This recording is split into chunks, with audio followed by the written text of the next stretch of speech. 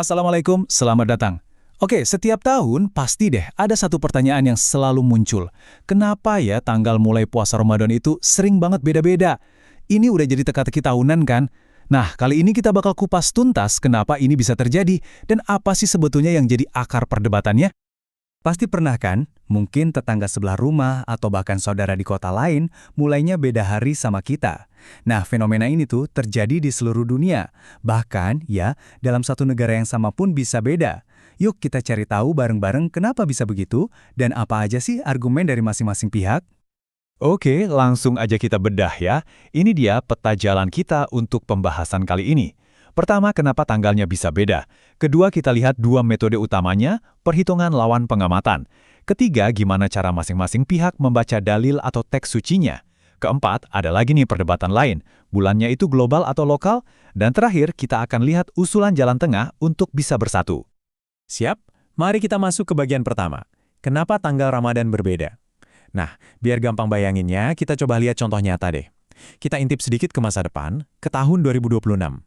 Jauh-jauh hari sebelum puasa, kelompok-kelompok besar di Indonesia itu udah punya proyeksi tanggal mulai Ramadan yang beda. Coba lihat di sini, PP Muhammadiyah yang pakai metode hisab atau perhitungan itu udah menetapkan tanggalnya, 18 Februari 2026, pasti dari jauh-jauh hari. Tapi di sisi lain, pemerintah bareng NU yang pakai metode ruqyat atau pengamatan langsung masih akan menunggu keputusan sidang isbat. Jadi dari awal aja udah kelihatan kan, dua metode, potensi dua hasil yang berbeda. Oke, sekarang kita masuk ke jantung perdebatannya di bagian kedua ini. Perhitungan versus pengamatan. Jadi pada dasarnya ada dua mazhab utama dalam menentukan awal bulan baru. Yang satu pakai hitung-hitungan astronomi, yang kita sebut hisab. Satunya lagi pakai pengamatan langsung dengan mata, yang disebut ru'yat.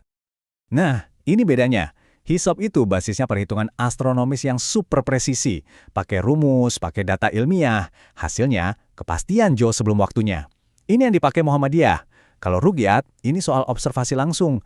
Kita harus benar-benar melihat bulan sabit baru dengan mata. Jadi keputusannya baru bisa diambil di hari ke-29. Ini metodenya NU. Gampangnya gini deh. Hisab itu kayak lihat jadwal kereta, udah pasti jamnya. Ruqyat itu kayak nunggu di stasiun sampai keretanya kelihatan datang. Tujuannya sama, caranya beda banget. Terus, apa sih yang mereka cari? Nah, baik hisab maupun ru'yat, dua-duanya itu fokus ke satu hal, hilal. Hilal ini adalah bulan sabit baru yang tipis banget, yang jadi penanda dimulainya bulan baru dalam kalender Islam. Jadi, intinya adalah konfirmasi keberadaan si hilal ini. Nah, terus ada pertanyaan lagi nih. Gimana kalau pas hari ke-29, hilalnya nggak kelihatan? Mungkin karena mendung atau posisinya terlalu rendah. Nah, metode ruqyat punya jalan keluar yang namanya istikmal. Gampangnya, kalau hilal nggak kelihatan, bulan sebelumnya, yaitu Syaban, otomatis digenapkan jadi 30 hari. Simpel kan? Ini jadi solusi praktis kalau pengamatan visual gagal. Oke, kita lanjut ke bagian 3. Mungkin kita bertanya-tanya, kok bisa sih ada dua metode yang beda banget? Dasarnya dari mana? Nah, ini yang paling menarik. Ternyata, kedua kubu ini sama-sama merujuk pada teks suci yang sama. Bedanya cuma di cara mereka menafsirkannya.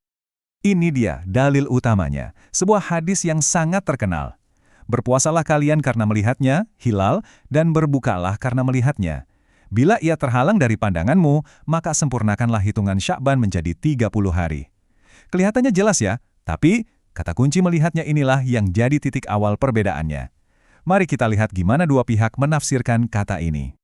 Jadi begini, menurut kubu ru'yah, perintah melihat itu ya harus diartikan secara harfiah.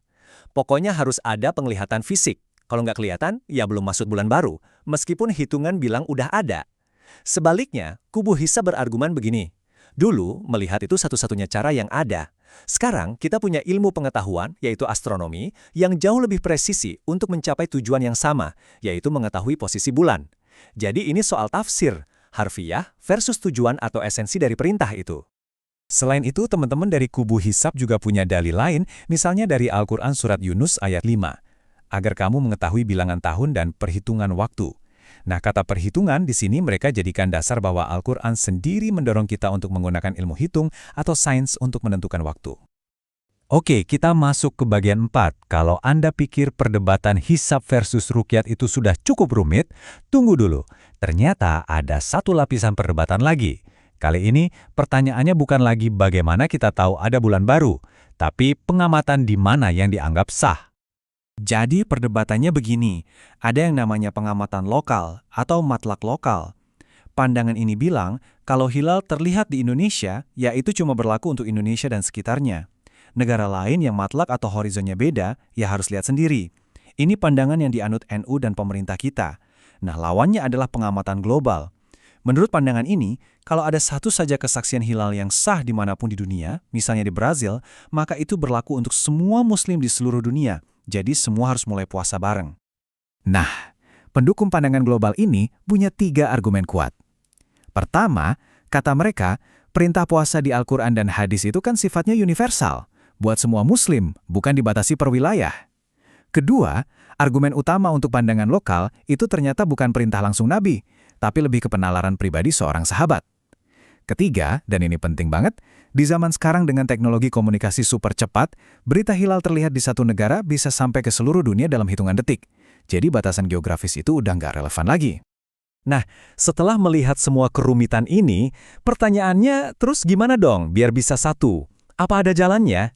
Di bagian kelima ini, kita akan lihat sebuah usulan solusi yang akarnya ada di dalam tradisi hukum Islam itu sendiri.